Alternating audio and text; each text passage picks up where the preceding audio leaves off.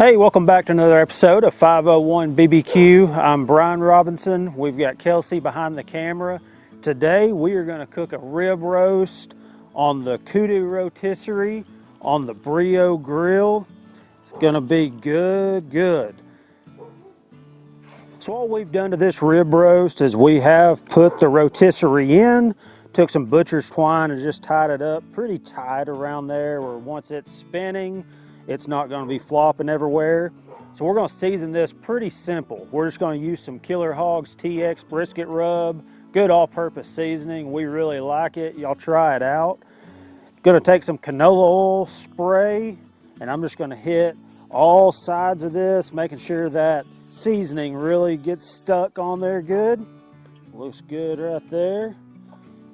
Then I'm going to come in with this, and I'm going to go a pretty heavy layer on this Breeo, cooking over open fire. I don't really like using rubs that's got sugars that are going to burn. So we kind of like to stick to this salt, pepper, garlic, and then you can add whatever you want later, or you can do it right now. So just make sure we get all sides.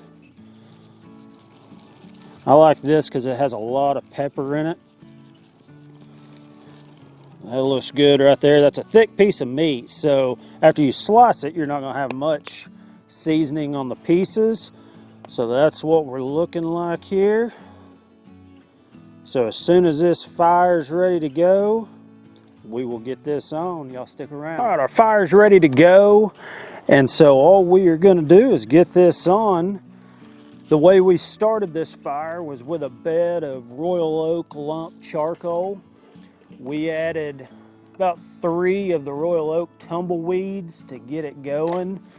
Then once it got going, all we did was just add a couple of small splits of wood. And so we'll just kind of keep adding some small pieces as we need it. But I've got this where it's getting some pretty good heat right now.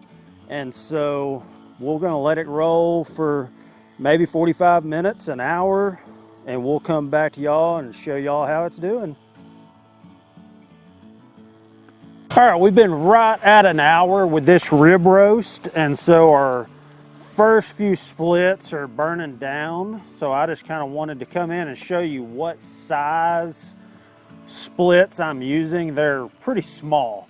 So I don't want big ones where flames really come up high. I just want these small ones where it'll kind of give off some good heat, but the flames aren't going to really come up. But as you can see, this is looking really good. So we will check back on it in probably about 30 minutes and see what the internal temperature is, and we'll come back to y'all whenever it's ready. This thing is done, and it has got a little dark on us, so we got some lights, so hopefully it looks all right out here. But this has been going for 2 hours and 10 minutes. And we hit our target internal temperature of 145 degrees. So now we are just gonna get it off here. Make sure you got some good gloves. And so what we're gonna do is just set it in this pan right here. And off camera, I'll go ahead and pull this out, but we're gonna get it covered up and we're gonna let it set for probably about 20 minutes just to let it rest before we slice into it. So whenever it's time to eat, we'll let you know. All right, this is rested for 20 minutes. It's ready to go. So what you're gonna have to do on this one is there's bone all the way on the bottom. We're gonna have to come in from the back side and go down to the bone and take that off. And then we've got bone all the way right here. So you're going to have to find where the bone comes up and then follow it back down. Just follow your bone there. And then it's going to come off that way. So that's all our bone, but that's still got some good meat. So we're going to come through here.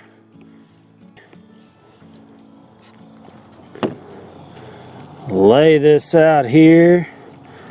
It's got good moisture in it. think the only thing left to do here is cut me a little piece out of this. Got juices running off over here.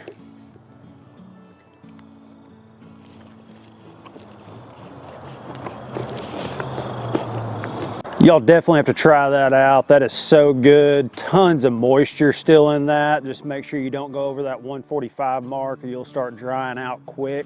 So just a little recap of what we did. We took our 19-inch Breeo. We ran the Kudu Rotisserie. We started with a bed of royal oak lump charcoal. Once we got that going, we just started adding some little splits of wood to it. And we season the meat up with this Killer Hogs TX brisket rub.